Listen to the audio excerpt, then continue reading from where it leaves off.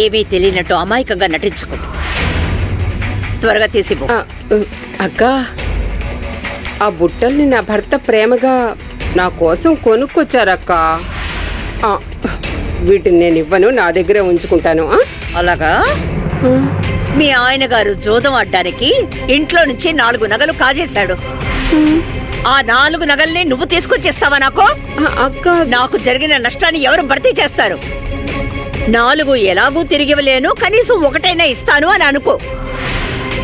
అర్థమైందా? త్వరగా తీసుకొచ్చివ్వు.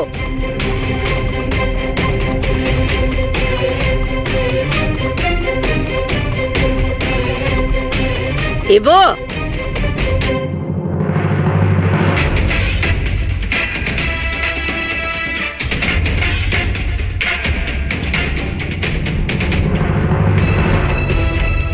ప్రతి చిన్న విషయంలోనూ ఈవిడ పెత్తనం ఎక్కువైపోతోంది.